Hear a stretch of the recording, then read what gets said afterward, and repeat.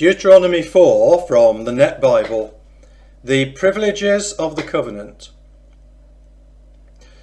Now, Israel, pay attention to the statutes and ordinances I am about to teach you, so that you might live and go on to enter and take possession of the land that the Lord, the God of your ancestors, is giving you.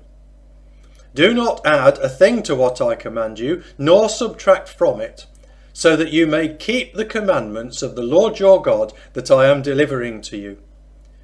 You have witnessed what the Lord did at Baal Peor, how he eradicated from your midst everyone who followed Baal Peor. But you who remain faithful to the Lord your God are still alive to this very day, every one of you. Look, I have taught you statutes and ordinances just as the Lord my God told me to do, so that you might carry them out in the land you are about to enter and possess. So be sure to do them, because this will testify of your wise understanding to the people who will learn of all these statutes and say, "Indeed, this great nation is a very wise people." In fact, what other great nation has a God so near to them like the Lord our God whenever we call on him? And what other great nation has statutes and ordinances as just as this whole law that I am about to share with you today? Reminder of the Horeb covenant. Again, however, pay very careful attention, lest you forget the things you have seen and disregard them for the rest of your life. Instead, teach them to your children and grandchildren. You stood before the Lord your God at Horeb, and he said to me, "Assemble the people before me so that I can tell them my commands. Then they will learn to revere me all the days they live in the land, and they will instruct their children." You approached and stood at the foot of the mountain, a mountain ablaze to the sky above it, and yet dark with a thick cloud. Then the Lord spoke to you from the middle of the fire. You heard speech, but you could not see anything, only a voice was heard. And he revealed to you the covenant he has commanded you to keep, the 10 commandments, writing them on 2 stone tablets. Moreover, at that same time, the Lord commanded me to teach you statutes and ordinances for you to keep in the land which you are about to enter and possess. The nature of Israel's God. Be very careful then, because you saw no form at the time the Lord spoke to you at Horeb from the middle of the fire. I say this so you will not corrupt yourselves by making an image in the form of any kind of figure. This includes the likeness of a human, male or female, any kind of land animal, any bird that flies in the sky, anything that crawls on the ground, or any fish in the deep waters of the earth. When you look up to the sky and see the sun, moon and stars, the whole heavenly creation, you must not be seduced to worship and serve them. For the Lord your God has assigned them to all the people of the world. You, however, the Lord has selected and brought from Egypt, that iron smelting furnace, to be his special people, as you are today. But the Lord became angry with me because of you, and vowed that I would never cross the Jordan, nor enter the good land that he is about to give you. So I must die here in this land. I will not cross the Jordan. But you are going over, and will possess that good land. Be on guard, so that you do not forget the covenant of the Lord your God that he has made with you, and that you do not make an image of any kind, just as he has forbidden you. For the Lord your God is a consuming fire. He is a jealous God.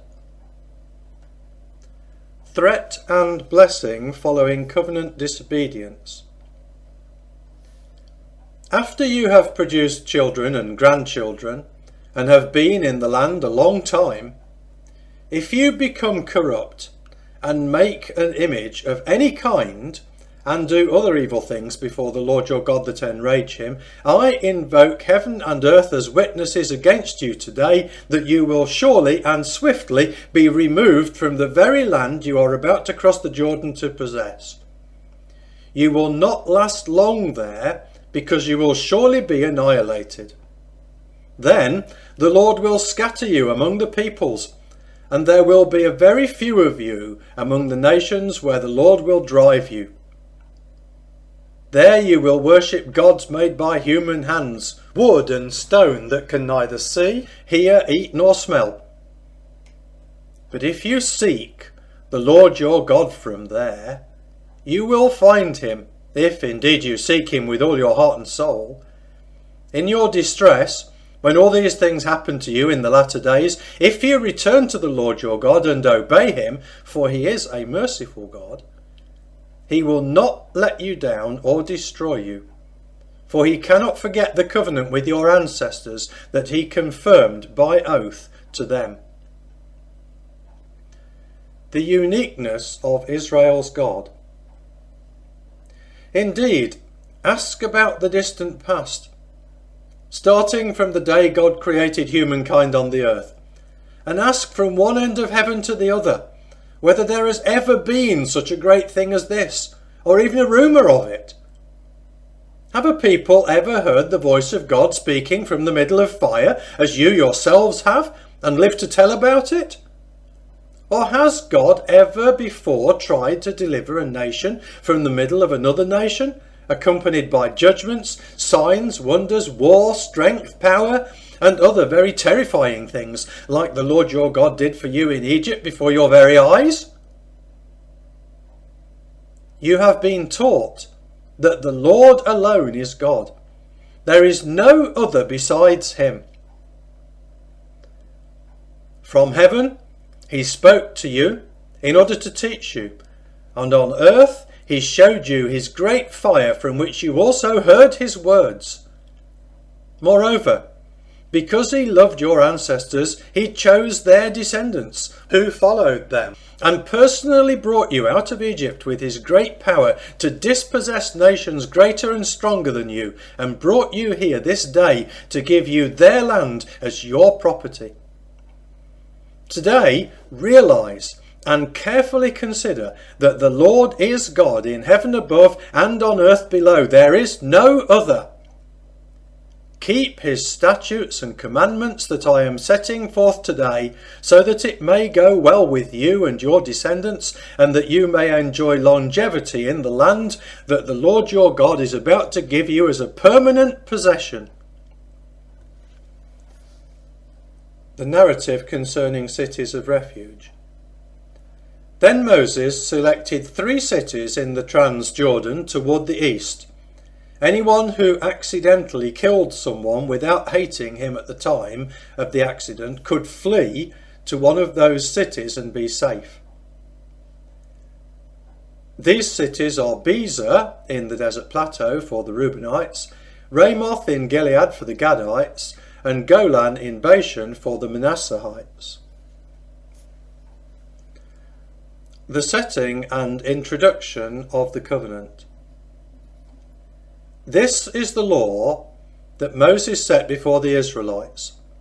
These are the stipulations, statutes and ordinances that Moses spoke to the Israelites after he had brought them out of Egypt, in the Transjordan, in the valley opposite Beth Peor, in the land of King Sihon of the Amorites, who lived in Heshbon.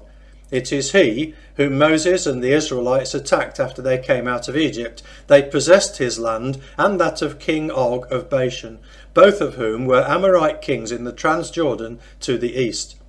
Their territory extended from Aroer at the edge of the Arnon Valley as far as Mount Sion, that is Hermon, including all the Arabah of the Transjordan in the east to the Sea of the Arabah, beneath the watershed of Pisgah.